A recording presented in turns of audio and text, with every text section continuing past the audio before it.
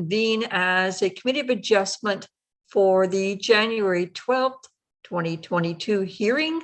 So the mover is Stuart. And the seconder is? I will. Thank you, Greg. Moved by Stuart, seconded by Greg, that the Committee of Adjustment for the Corporation of the Township of Seguin hereby convenes at 4 p.m. on Wednesday, January 12th, 2022. All in favor? Yes. Motion is carried.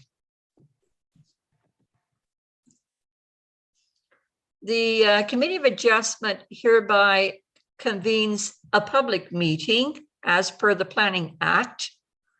Applicants and the public can speak at the public meeting. When asked who wishes to speak to an application, please raise your hand and direct all comments through me, Deputy Chair. Notice of the decisions will be sent to the applicants and to the public if requested. Any person may appeal a decision or condition of approval within 20 days after the notice of the decision.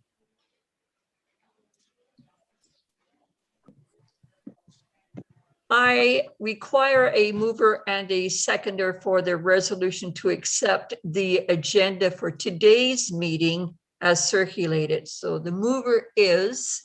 I'll move that, Madam Chair. Thank you, Terry. The seconder is Stuart.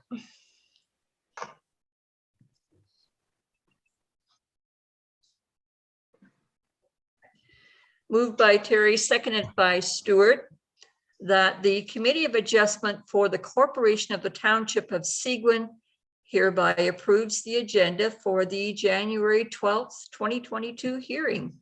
All in favor? The motion is carried. I require a mover and a seconder for the resolution to accept the minutes of the previous meeting of the committee. The mover is, okay, Greg is the mover and seconded by Terry seconded. Stuart. That's good, as long as you got somebody. Thank you. Moved by Greg, seconded by Stuart, that the Committee of Adjustment for the Corporation of the Township of Seguin hereby accepts as read and circulated the minutes of the last hearing that took place on Wednesday, December 8th, 2021. Any comments, corrections? Do we have any comments with regards to that resolution? No comments? All in favor? The motion is carried.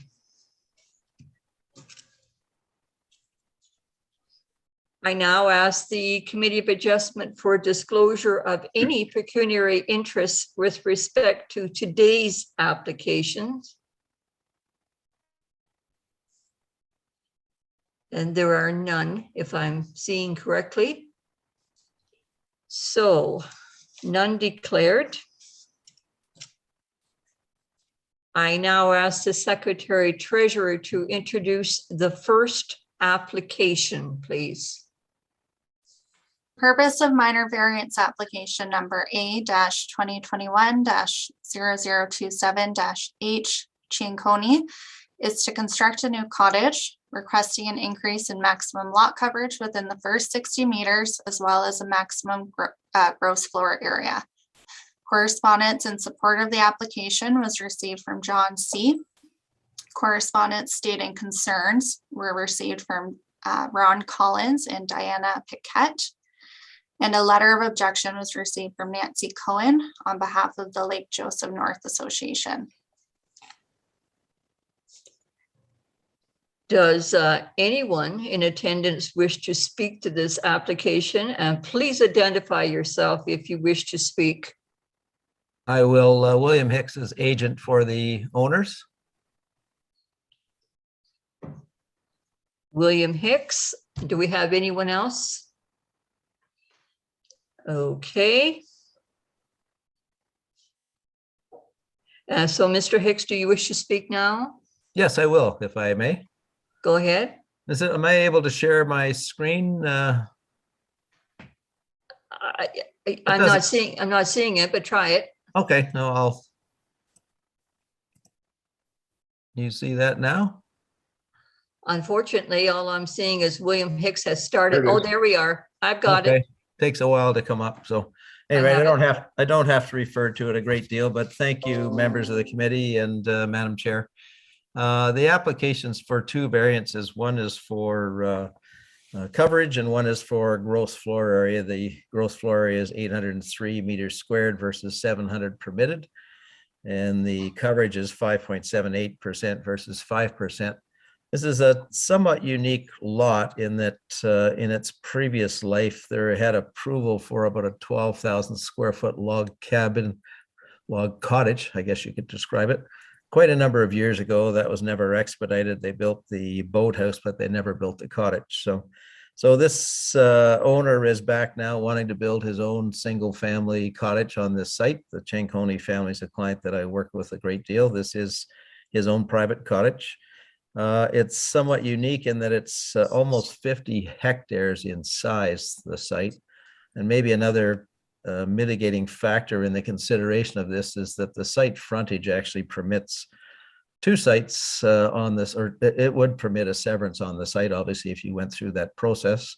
But we think that's helpful in trying to evaluate whether the gross floor area or the coverage might exceed what is reasonable.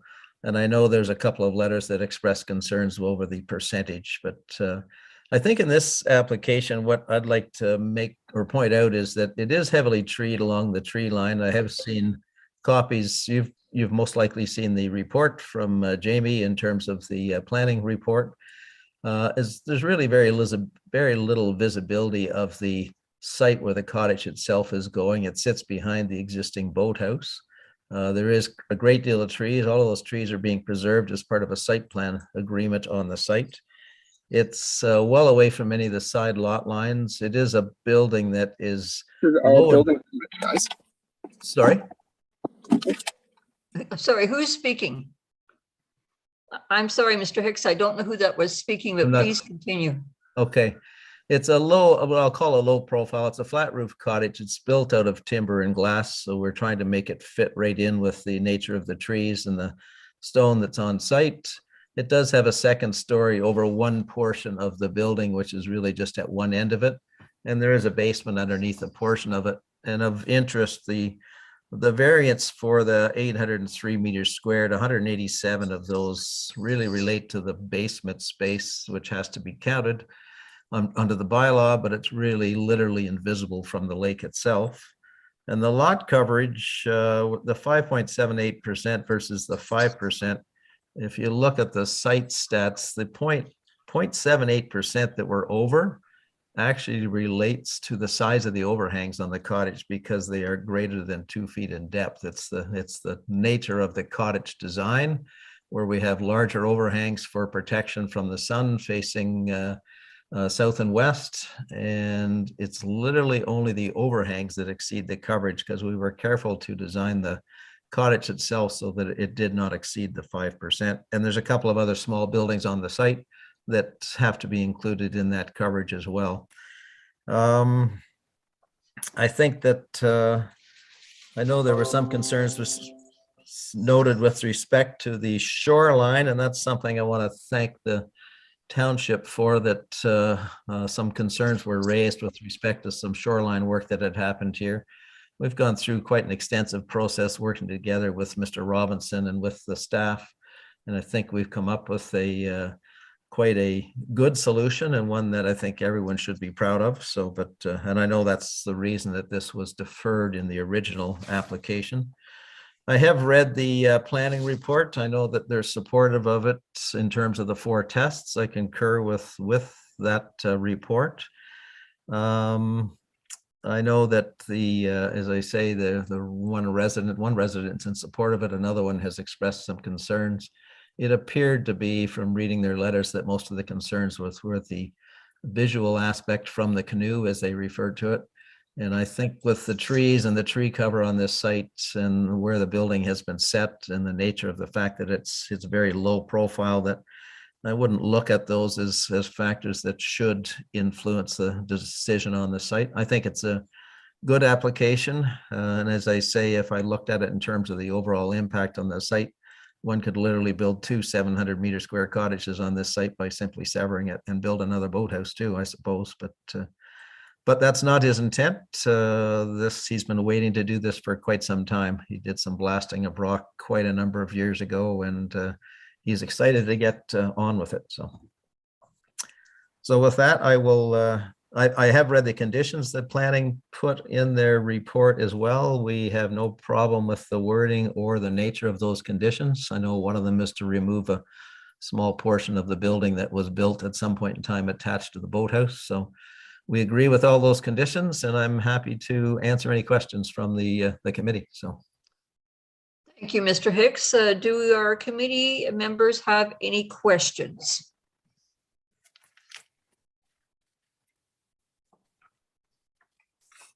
Madam Chair, if I could just for a moment, it's Jamie here, just provide one additional piece of information for the committee. Thank you. I just wanted to make it clear that this application, as you're most likely aware, did come before the committee previously. Prior to that meeting occurring and in between the site visit occurring, originally there had been some site alteration done to the site, a fairly substantial amount in one area. And as a result of that, the application was deferred. That's a separate matter as in comparison to the minor variances that are at play that have been described. But specifically on that matter, the township has taken that issue very seriously. And what has been completed in this instance is the proponents have been required to retain an ecologist and retain a landscape architect to prepare a revegetation plan for that area where the vegetation was removed. So not only the landscape plan, but also it had to be supported by an ecologist and their recommendations in order to revegetate that area and to bring it back to a natural state. So that those recommendations were made by the ecologist. Draft landscape plan has been prepared, and what would the condition of the application here is also what's included is that a site plan agreement would be required. As part of that site plan agreement, that landscape plan, as well as the recommendations from the biologist, would get incorporated. And the municipality in this instance would also require securities to be in place for the full costs of the landscaping that's required to be completed. And then there'd be a period of time period associated with that securities that would also exist, likely be a year or two, to ensure that vegetation takes and that everything's done in accordance with the recommendations of that plan. So really, there is, although it's unfortunate, the situation that occurred, this has been taken seriously, and there are some substantial costs that have had to be paid by the proponent to rectify those mistakes that they've made with respect to the removal of vegetation on the site. So I just wanted to make that clear for the committee. And from a public interest perspective, we as the planning department do believe there is a public interest at play should this application be approved, and that is the incorporation of the site plan agreement, the revegetation, and the securities associated with that. It helps to bring the site back to the way it was intended in that area of the disturbance, and also deals with some of those comments that have been provided by some of the neighbors in the association. So just wanted to make sure that the committee was aware of the steps and the process that's been taken to rectify the previous site alteration on the site. Thank you, Madam Chair. Thank you. Now, does anyone else wish to speak prior to a resolution? And I'm not seeing everyone, so if you wish to speak, please just simply speak up. Can we take the screen share back down, please? Take it Yes, off, yeah. Please, Mr. Thank you. Thank you, Mr. Hicks. It's easier Thank to you. see everybody now.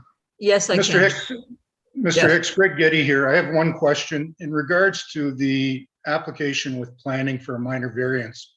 What was there consideration made in regards to an application for rezoning? Because there is a substantial increase. And I do appreciate, I looked at it in many different ways, and I realized that taking the basement into consideration of the square footage really doesn't give a true indication of the footprint. Right. The footprint is the size of the building. But the current bylaws with the township require that they do be put in. And when you take it in totality, I do question that it's a minor variance and not a rezoning application. Well, as I say, we did actually consider it. I would say in my own experience in having done this for some 40 years that I would not consider it a rezoning. If I looked at the coverage item, as I say, it really totally relates to sizes of overhangs, which is an architectural design element on this particular cottage. So that one is truly a minor variance. I never look at a percentage of increase as to whether it's minor or major, but I do, I mean, as I raised the question of the basement, I do have to include it. He could, I suppose, have the same footprint and decide to exclude the basement, but we have a walkout condition that's caused by the natural terrain on the site. So he would rather take advantage of some of that space and reduce the impact of the mass on the first and second floor, which is what he's done because he's added some bedroom spaces down there. So I mean, I look at it in the context of the entire site, sitting on a 50-acre site and sitting on certainly within the first 60 meters of the site. Would it warrant a rezoning? I don't believe it would myself. Is it minor? I truly believe that it is minor and that it is a low profile building, and the site would actually accept 2 of these buildings on site. So I guess had we suggested rezoning, I don't think planning's ever suggested that it would need a rezoning as well. So I wouldn't think that would be a requirement of the site. So, but Okay. Do we have anyone else who wishes to speak? Terry Fellner, please. Yes, Madam Chair, I as well have the same concern. I had the concern the first time this application came in front of the committee that to me, it didn't look minor to me. When I did the math, the increase in the total area, you know, it's typically way higher than what this committee deals with. And I've walked the site on numerous times again this morning. I just can't. I just don't see anything to change my opinion on it. The piece of shoreline that was disturbed that delayed this thing notwithstanding, it really doesn't factor into it at all. It's a separate issue in my mind. So that's where I'm coming from. Okay. Anyone else wish to speak? Stuart, I'm not actually seeing you. Do you wish to speak? Yes, I do, but I want to have a small discussion with Terry. He's more familiar with the area. How well do you think this building, if it does pass, fits in with the nature of the rest of the cottages within the area? Well, the neighborhood is you know, is obviously a very high-end neighborhood, and the cottages that are along the shoreline are of quite some size, and probably some of them may in fact have had, it had been in for a rezoning. I don't remember anyone where the percentage asked for was as large as this in my term. So on this committee, so that's about all I can tell you, Stuart. I mean, they're big cottages there. Yeah, well, I know that there are large cottages there Yeah. within that area. This one is, the amount of shoreline it occupies is probably well far ahead of most as far as the frontage of shoreline that it'll occupy. But that really doesn't have any bearing on this either. So, Does anyone else wish to speak? Okay. I require a mover and a seconder for the resolution to approve this application. The mover is Stuart. The seconder is Terry. Moved by Stuart, seconded by Terry, that the Committee of Adjustment hereby approves variance application A-2021-0027-H Ciancorn proposed to construct a new cottage. The bylaw section 6.3 and table 6.3 footnote second, the maximum gross floor area, maximum permitted 700 square meters. The proposed is 803 square meters. The variance 103 square meters. And section 6.3, table 6.3, the maximum lot coverage within the first 60 meters. Maximum permitted 5%, proposed 5.78%. The variance 0.78%.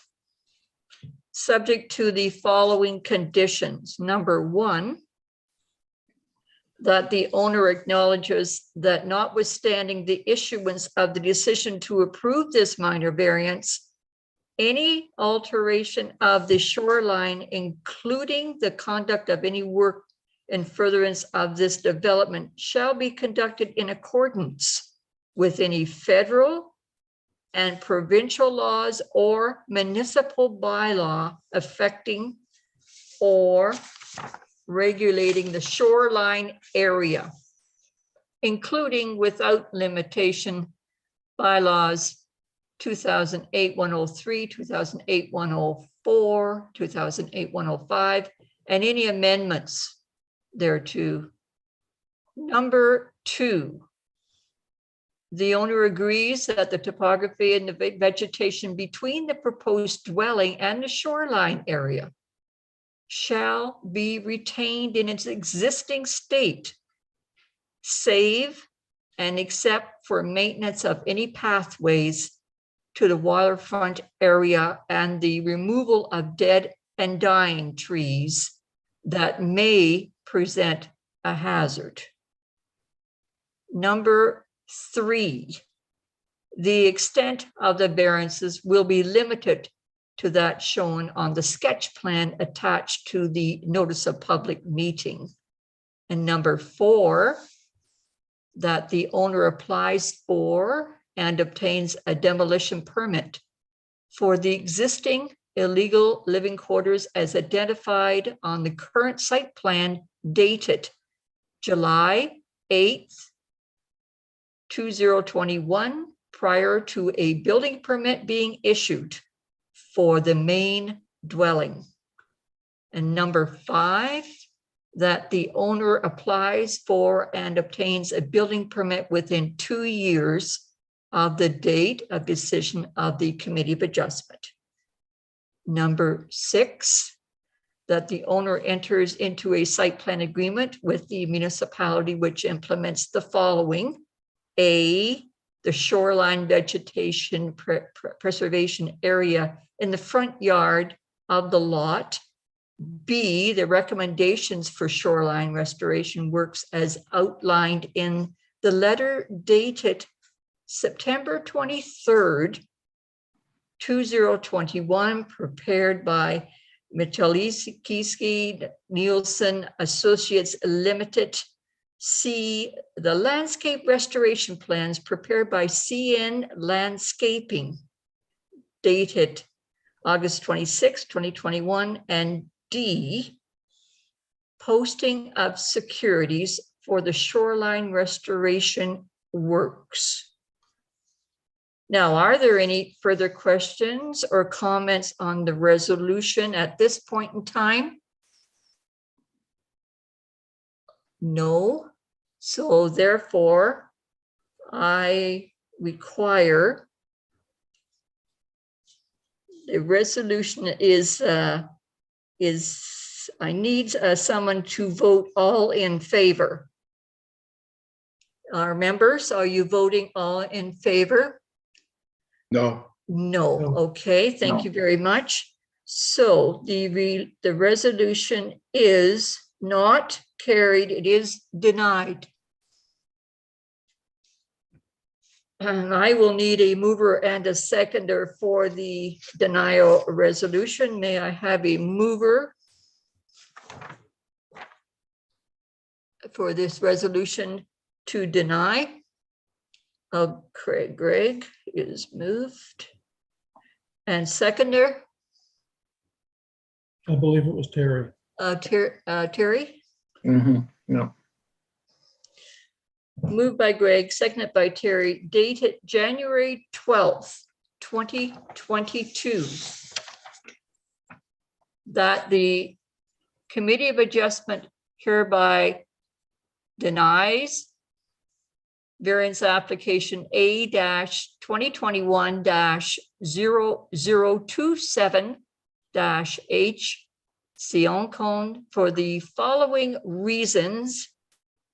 This application requires a zoning amendment instead of minor variance. And we have anyone who wishes to speak to change the information with regards to this resolution before we vote? Secretary Treasurer, do you have any comments to add anything? No, Madam Chair. Thank Madam you very, Chair, thank you very much. Madam Chair, it's Jamie here. If you're going to deny it, I just suggest that you don't say the reason for denying it is that the zoning bylaw amendment's required. You should be Okay. referring to the 4 tests of the minor variance outlined in section 45. So if there's one of those tests, for example, if you believe it's not minor, then you should say it doesn't meet the minor test, or you can simply say it doesn't meet the 4 tests, but that's what your decision should reference. Thank you very much. And do we have all in favor or members of this denial resolution? And I'm not seeing Terry. Terry, are you approving? Yes. Thank you. Thank you very much. So the resolution is carried. And did you wish me to reread it or just Secretary Treasurer to do the information that you set down? No, that's okay, Madam Chair. So the application has been denied. Mr. Hicks, you'll get a letter in the next few days notifying you of the decision, and there is a 20-day appeal period. Yep. Thank you. Thank you very much. Thanks. I now ask the Secretary Treasurer to introduce the second application. Thank you, Madam Chair. So the purpose of minor variance application A-2021-0039-H Wise is to permit the construction of a new single detached dwelling, boathouse, and boatport, requesting an increase in lot coverage within the first 60 meters, as well as an increase in maximum gross floor area. No formal correspondence was received. Thank you. Does anyone in attendance wish to speak to this application? And if you do, please identify yourself. Hello, my name is Samus Varatis. I'm from Plan Muskoka. I'm here representing the applicants as their agent and professional planner on this. I'm sorry, I didn't catch your name. Could I have your name again? My name is Savas, S-A-V-A-S, Varatis, V-A-R-A-D-A-S, from Plan Muskoka. Yep. Thank you very much. Go ahead, please. I don't have a lot to add. I reviewed the report that's been prepared by staff, and I do agree with the recommendation that the application meets 4 tests for minor variance. The proposal is not too far off from what normally is permitted by the zoning bylaw. What's great about this property is that it is one of the larger properties on Blair Point. If you look at the surrounding key map of the area, this property is about 2 times the size of the average sort of size property in the area. The building that's proposed, while it is over lot coverage within the first 60 meters, the gross floor area of the building is actually very close to what is normally permitted on the property. That is usually indicative of a building that's has been designed to be sort of low profile and sort of spread out a little bit more than rather than going to a full 2-story style building, which sometimes can be more visually imposing when viewed from the lake. That is the case with this building. It's sort of been designed to be a little bit wider and sort of spread out more, working with the topography of the property rather than stacked higher to achieve a lower lot coverage number on the property. There is a great shoreline buffer across the entire front of its frontage, and it has a significant amount of frontage, over 160 square meters or 160 meters. So you have a substantial shoreline buffer that will assist to make sure that this property maintain a natural appearance when viewed from the lake. It is part of sort of a smaller bay of the lake as well too, so you don't have a lot of boating traffic right in front of the property. So in terms of visibility, you're not going to be, it's not going to be one of those properties that's highly prominently visible from the lake. In terms of all our setbacks, the building complies with all of the regulations of the zoning bylaw. It utilizes an area of the property that has had existing development already on it. There was even though it's been demolished now, there was an existing dwelling in that area, and the new building utilizes that area, so without the need for additional clearing or cutting down of mature vegetation in order to achieve the construction. The lot coverage for the entire property is in compliance with the zoning bylaw at 4.5%. So that's again indicative of the amount of proposed development is not such that it's overwhelmingly overpowering the natural feel of the property. It's just that where it's located, and this is primarily based on the topography of the property, where it's located is primarily in the first 60 meters of the property, which causes the lot coverage to be exceeded by 1.5%. So I don't think I have anything really more to add. I believe this building blends in with its surroundings fairly well. It won't cause a situation of overdevelopment on the property. And even though there's a 1.5% variance being proposed for lot coverage, that a property such as this with its frontage can accommodate that without losing its natural appearance. That is very much promoted by the official plan. So I would be my recommendation as a professional planner that it meets the 4 tests of a minor variance under 45(1) of the Planning Act. And staff concurs with that, and I'd be happy to answer any questions you may have.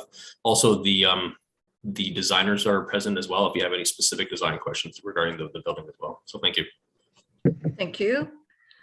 Do our committee members have any questions? Terry? Yeah, through you, Madam Chair, to Ms. Savas or the designer, just a matter of interest. Exactly how wide is this building, the proposed building?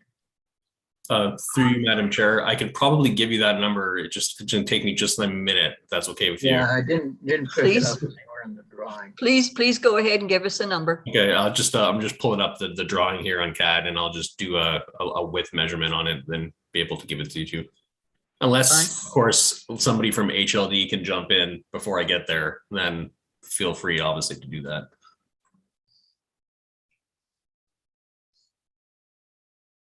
It sounds like, sir, you're going to have to do that if you don't mind. That's okay with me. I'll just find it here 1 second. Fine, thank you.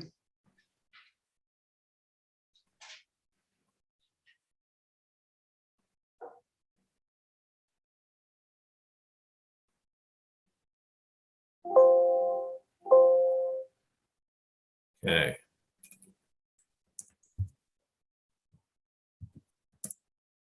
Sort of, or just you're looking for just a general width, then Yeah, just ballpark width of the building. it's about 55 meters in width. 55. Yeah, Okay, thank you. no problem. Anyone else have any questions?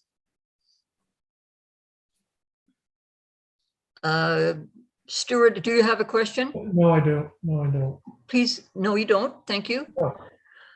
So I require a mover and a seconder for this resolution to approve the application. So the mover is, Actually, Madam Chair, yes, Madam Chair, may I just ask a question of Savas, please? Sorry. I'm sorry, I didn't see you, Greg. Go ahead, please.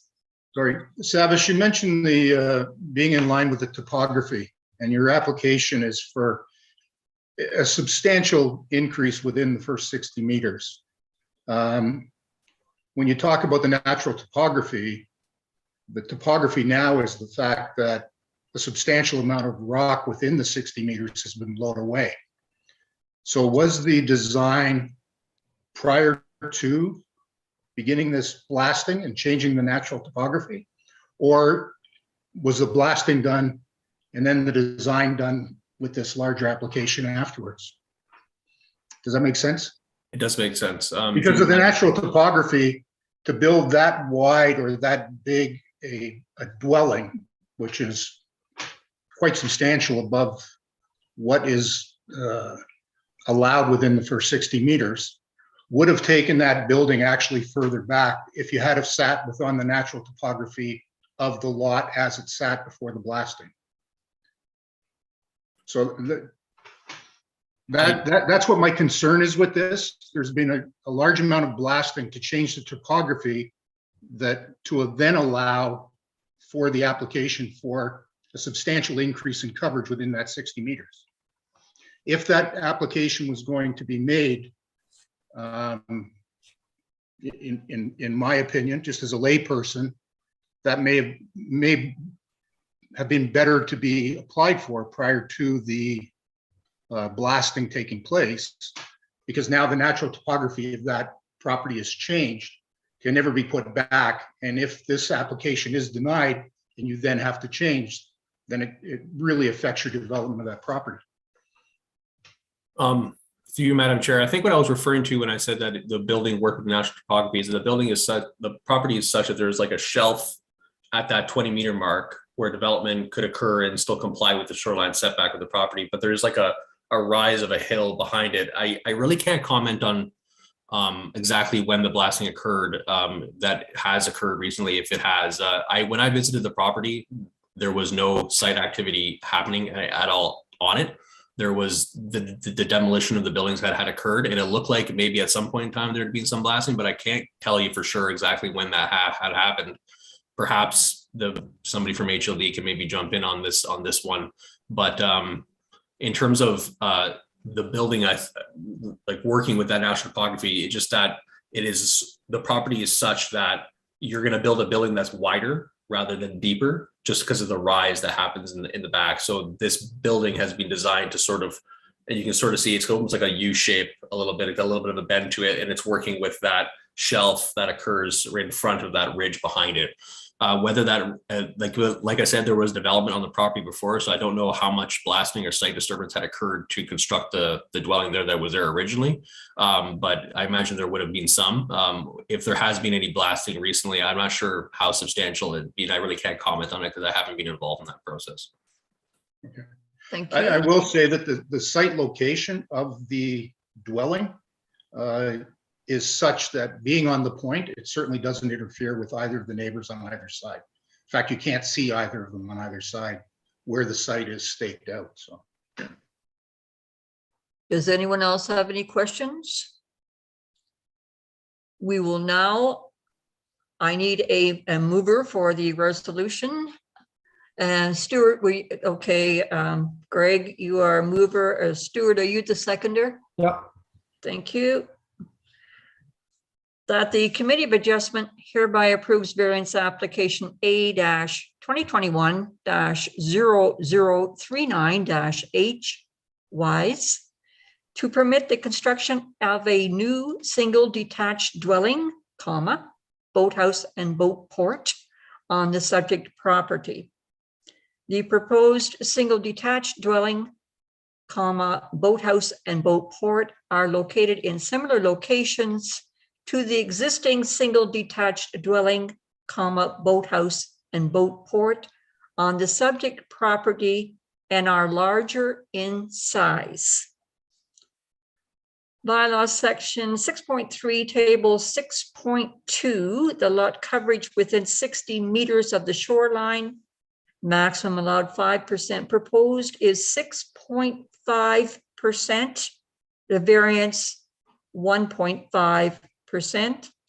Bylaw section 6.3, table 6.2, the maximum dwelling gross floor area, maximum allowed 609.3 square meters, proposed 645.3 square meters, the variance 26 square meters, subject to the following condition. Number one, that the owner applies for and obtains a building permit within 2 years of the date of the decision of the Committee of Adjustment. Number two, that the owner applies for and obtains site plan approval for the proposed development. And number three, the extent of the variance will be substantially in compliance to the sketch plan submitted in the application. Are there any further questions or comments regarding this resolution? I'm not seeing you, Stuart. Do you have? No, I am seeing you. Thank you. Sorry about that.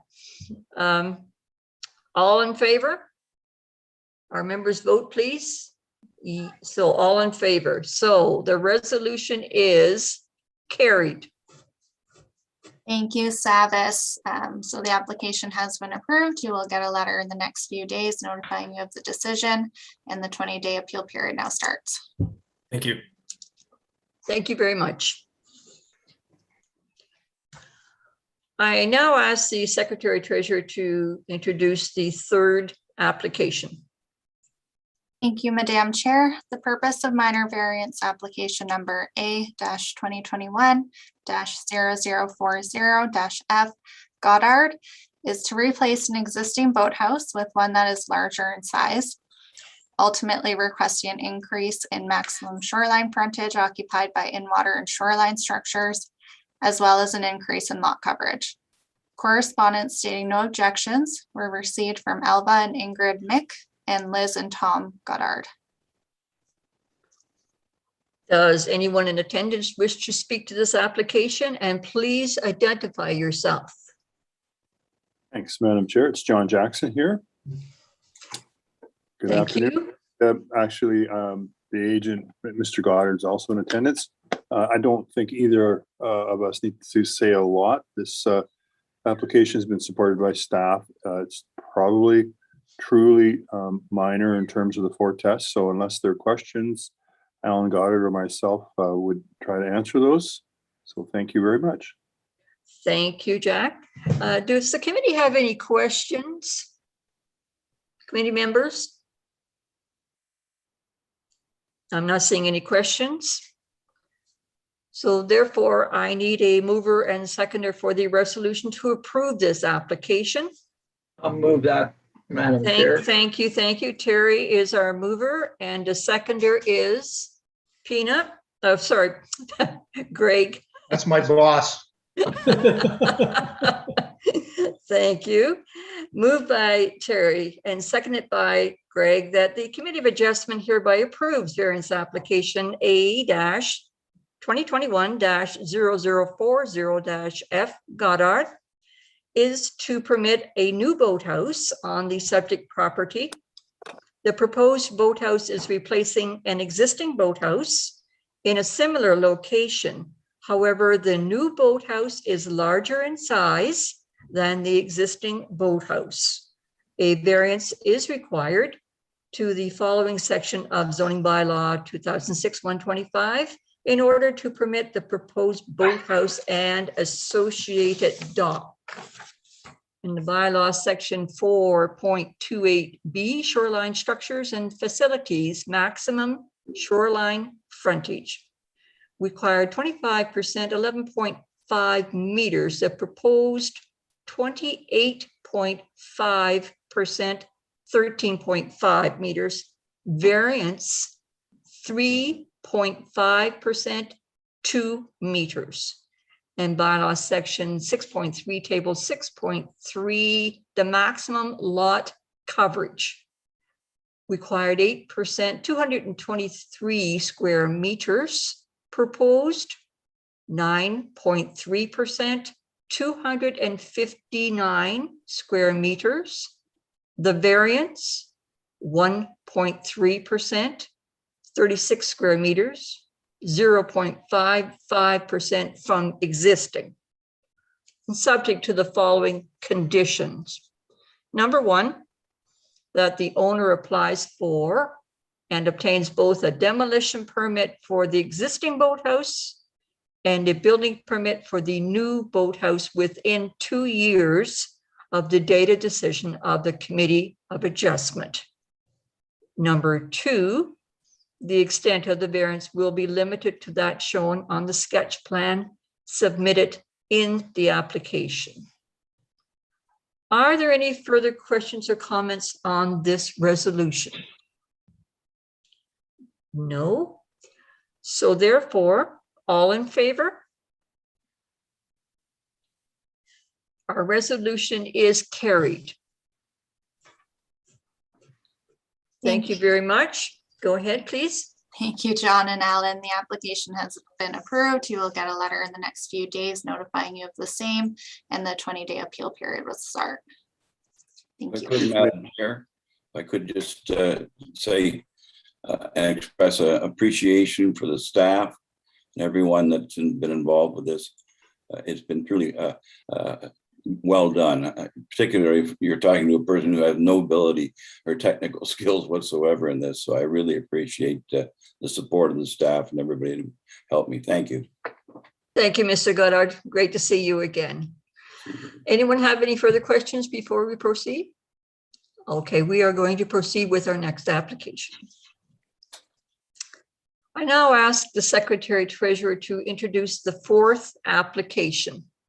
Thank you, Madam Chair. The purpose of minor variance application A-2021-0041-H for Martin is to construct a new guest cabin, requesting an increase in lot coverage within the first 60 meters. No formal correspondence was received. Thank you. And does anyone in attendance wish to speak to this application? If you do, please identify yourself. We have no one speaking to it. Okay. Does the committee have any questions? No questions. I require a mover and a seconder for the resolution to approve this application. The mover is Stuart. And the seconder is Greg. Moved by Stuart, seconded by Greg, that the Committee of Adjustment hereby approves variance application A-2021-0041-H Martin to construct a new guest cabin on the subject lands and request variance to the following section of zoning bylaw 2006-125. Bylaw section 6.3, table 6.2, maximum lot coverage within the first 6 meters. Maximum permitted 8%, the existing 10.2%, proposed 10.4%. The variance required 2.4%, 0.2% from the existing, subject to the following conditions. Number one, that the owner applies for and obtains a building permit within 2 years of the date of decision of the Committee of Adjustment. Number 2, the extent of the variances will generally conform to that shown on the sketch plan attached to the notice of public meeting. Are there any further questions or comments on this resolution? No. All in favor? Yes, our resolution is carried. Secretary Treasurer? Thank you, Jennifer, for your reference. The application has been approved. You will get a letter in the next few days notifying you of the decision, and the 20-day appeal period now starts. Thank you. Thank you. I require a mover and a seconder for the resolution regarding the February 9th, 2022 appointment of a new chair for the Committee of Adjustment. Our mover is Stuart. And the seconder is Greg. Moved by Stuart and seconded by Greg that the Committee of Adjustment for the Corporation of the Township of Seguin hereby acknowledges that Jim McClellan has resigned as chair. A new chair will be appointed at the next hearing of the Committee of Adjustment on February 9th, 2022. All in favor? The resolution is carried. Next item on our agenda is the other business. Agenda item number 7 provides information regarding Nullmeyer's verbal update of the application at 4 Grays Road, PL 21025. Our planning consultant, Jamie Robinson, will you provide the information regarding this verbal update, please? Jamie Robinson. Secretary Treasurer, have we disconnected? I think Jamie's just on mute. Sorry, Madam Chair. I was trying to find the window to get it. Sorry. My apologies. Yeah, so just a brief update on that Nullmeyer situation is the committee had approved the variance for that situation. It was I think 0.5% difference from the standard. The neighbor decided to appeal to the OLT. The neighbor hired a professional planner and a lawyer. The applicant did not hire a professional planner to attend the hearing. The township did not participate in the hearing. They left it up to the applicant to put his case forward. At the end of the day, the tribunal heard evidence from only one expert planner, which was the neighbors, and the tribunal decided to agree with that expert planner that they heard evidence from that day, and decided to deny to allow for the appeal, which resulted in the denial of the variance application. So fairly interesting set of circumstances, but that's what transpired there. So if there's any questions, I think you've all got a copy of that decision if you'd like to read it. But if there's anything that anybody has, I can do my best to try to answer that for you. Do our committee members have any questions? Any indication of what Nullmeyer is going to do now? Haven't been not aware of that, but if they'd like to proceed with their structure, they'd have to bring it into compliance with the bylaw. Any further questions? Thank you, Mr. Robinson. Thank you. Does anyone wish to speak prior to the adjournment of this meeting? I just want to speak about the situation at Sealy Bay, and quite frankly, very close to the situation at Blair Point. That as a committee of adjustment for minor variances, these are substantial variances on substantial properties. To me, a 20 or 25% increase in lot coverage or within 60 meters of shore allowance on a smaller or normal sized, I'll say normal size, the average size cottage property, really to me is reasonable in an application. But when you have a property that is 50 hectares in size and somebody's looking for an 18 to 20 or 25% increase in lot coverage, that is substantial. And I question, and being the new person on the Committee of Adjustments, it would seem to me that those applications should be going to council, and council should be making those decisions. It seems that as a Committee of Adjustment, we're here for minor variances. And I understand, I appreciate the work that planning and the building department do with the applicants, but it seems that and I'm not against any of the basis of the application, even at Sealy Bay.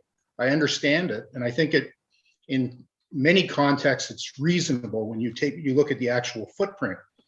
But my question is, these large applications on large lots, I question whether they fall under the Committee of Adjustments or whether they should be going back to council, and council should be making those. And the other question then is, why is council not making these decisions, and why is it coming to a Committee of Adjustments to make what are supposed to be minor variances? Does our planning consultant or Taylor have information to provide here? Maybe I can just try to assist with some of the logic or thinking there behind why some of these applications come to Committee of Adjustment. So I'm not speaking in reference to one application or another, but I'm going to speak just in general terms, is that first off, under the Planning Act, an applicant's allowed to submit whatever application they want. So they can decide whether they want to proceed through the minor variance application process or the plan or the zoning bylaw amendment process. Typically, there'd be some pre-consultation take place where staff could provide some direction on which process they felt was appropriate and what's supportable at the end of the day. So there is some discussions there in that regard, in terms of whether it goes the variance route to the committee or whether it goes the council route. Couple of factors that come into consideration from staff's perspective in deciding and recommending sort of which route to go. And ultimately, again, just to be clear, it's up to the applicant which one they'd want to put forward. But in evaluating for us whether it should go a zoning route or minor variance route, type one or question one is there a change in land use proposed, or is this dealing with a performance standard of the bylaw? So if there's a change in land use proposed, it automatically is the zoning process. We're not dealing with a Committee of Adjustment application. So we're only dealing with those applications that are really dealing with performance standards. There is this unique item in the Planning Act in Section 45 that committee can deal with similar applications, which is a bit of a different thing. So if you've got, for example, a bylaw that permits a doctor's office and someone wants to do a dentist office, that type of an application can come to committee to decide if that's appropriate use or not. But that's pretty rare that we see those. So really what we're talking about is these performance standard amendments. And on that note, there's really no line in the sand in terms of where you draw the line for what's a minor variance or what goes to a zoning bylaw amendment. There is case law out there that allows you to completely remove a standard from a bylaw and it still be considered to be minor. So for example, take a 5 meter side yard setback, take it right down to 0. And there's case law that's been approved and it could be still considered minor based on the circumstances. So really what we come down to as staff is we look at the unique considerations of each site, whether it's the topography, whether it's the vegetation, and we really consider, okay, what's the overall potential impact here and what are the unique site considerations and do we think it meets the 4 tests? And so there is obviously some subjectivity there at play in terms of our evaluation or staff's evaluation, but those are the kinds of things that we think about. And I think that's what we can offer you in terms of what goes through the planning department's thought process when evaluating these things. The other thing to think about is that what's the difference between the evaluation of a minor variance and the evaluation of a zoning bylaw amendment between council and committee of adjustment is the 4 tests. There are no 4 tests for a zoning bylaw amendment. The only test for a zoning bylaw amendment is official plan conformity. So one could argue that the tests for a minor variance are actually more substantial than they are for a zoning bylaw amendment. Because for a minor variance, you also need to meet that test of, does it meet the intent of the zoning bylaw? So as a planner, that intent of the zoning bylaw section is the one that we often look at most critically in determining, like, can this go the minor variance route or can it go the bylaw amendment route? If we're dealing with a gross floor area item, does the increased GFA meet what the intent of that zoning provision ultimately was trying to achieve? Or if we're dealing with a reduced front yard setback for shoreline property, does this minor variance meet the intent of what that is? Whether it reduces it from 20 meters to 10 meters or 8 meters, does it ultimately meet that intent? And which could be maintain shoreline vegetation, make sure the development's screened from the lake, and you can accomplish those things sometimes with reduced setbacks. Similarly, with increases in GFA, you can accomplish the intent of the bylaw depending on how the structures, because GFA is really about the massing of the building and the size of the space within the building. So you could potentially meet the intent of the bylaw depending on the shape and the size and the location of that GFA within the building. So those are just some of the things that we take into consideration, but there's no trigger per se. Like if we're over this percentage, it's got to go zoning, or if it's over this percentage, it's got to go minor, or under this percentage, it's minor variance. And ultimately, it's a decision that's up to the applicant to make on which kind of an application they want to submit. I don't know if anyone's got anything else to add, but those are the kind of big picture things that we think about or we discuss with applicants when they're making these applications. Does anyone else wish to speak? Yeah, I think, Madam Chair, I think what's important, Greg, is to understand that, these redevelopments, and both of those applications today were redevelopments because it was existing development on the site prior to.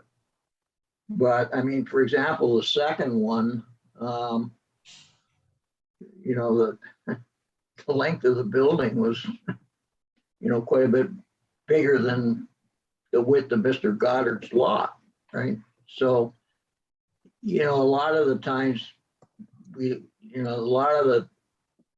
that you construe as minor is because the lot doesn't really conform to the zoning bylaw, so they need a little bit extra here, a little bit extra there, and it's truly minor. And that decision that that Nullmeyer, the one against Nullmeyer, and I don't know why he didn't have someone defend him, but I mean, one of the reasons is they didn't feel it was minor.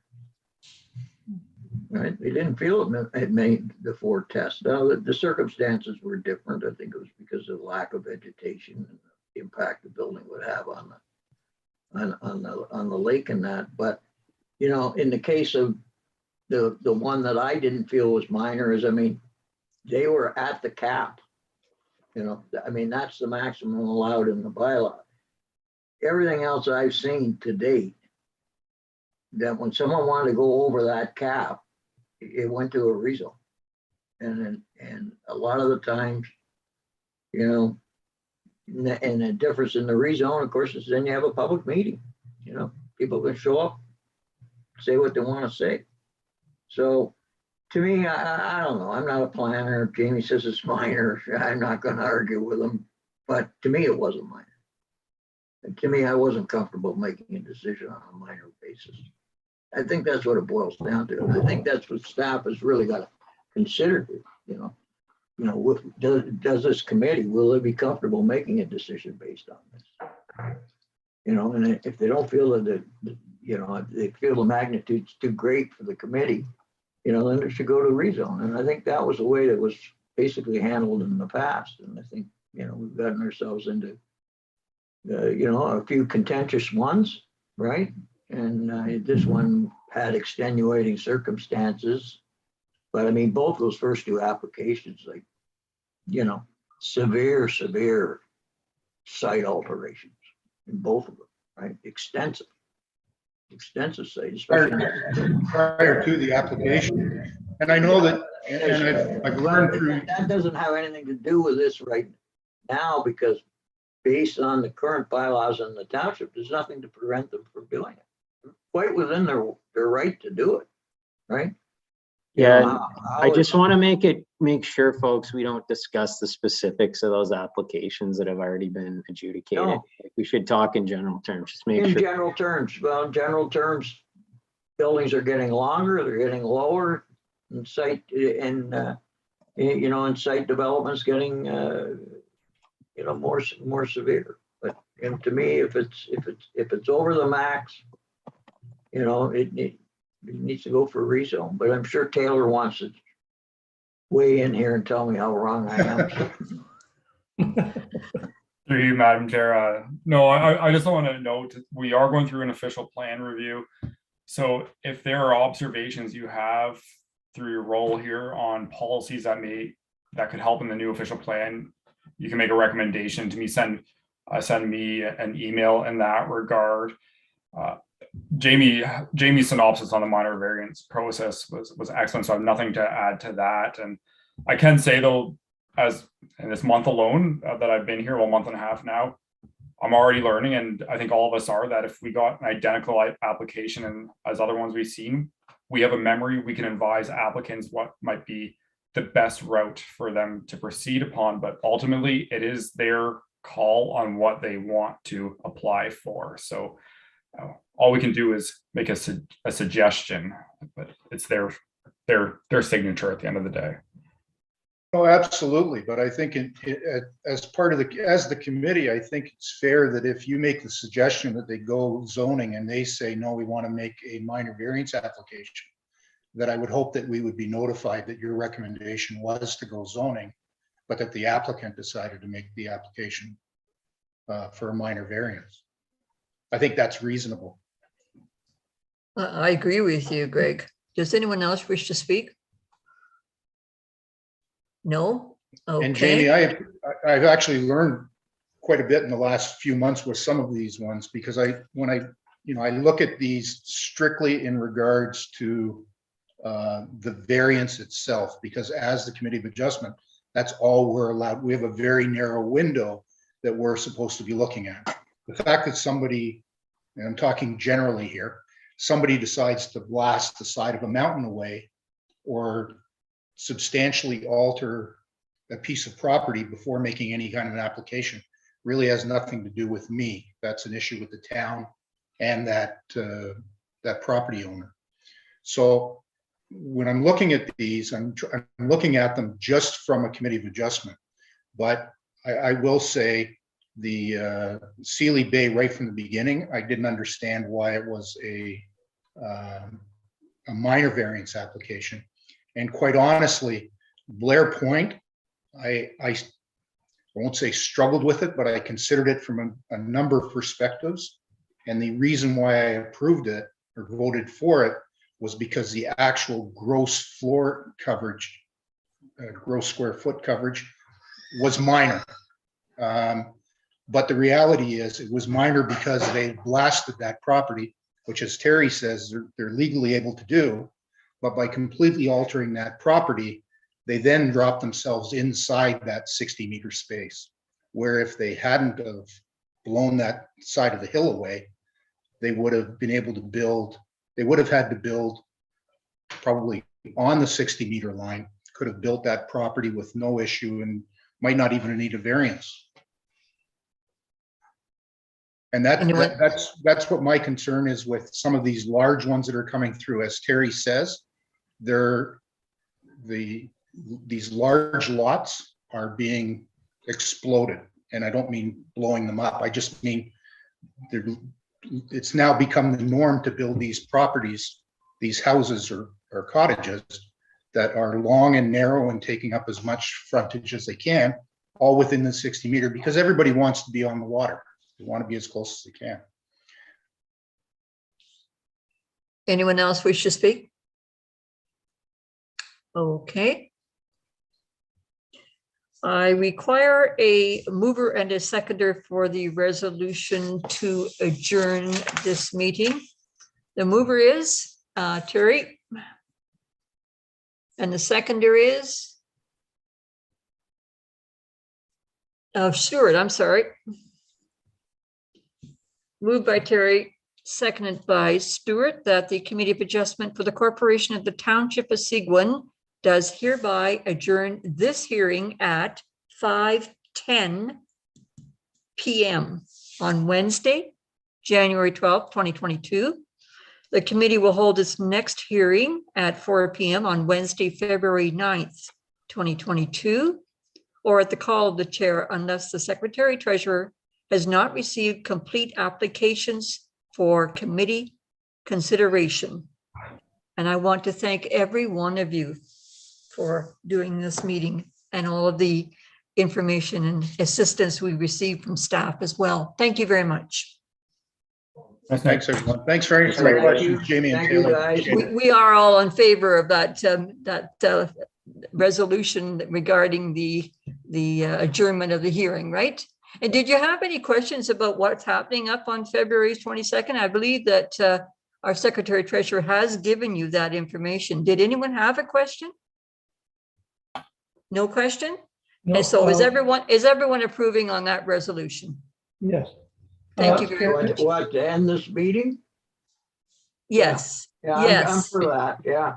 Thank you very much. I think Jamie and Taylor and everyone and all the staff are too, I think. I see that. Thank you very much.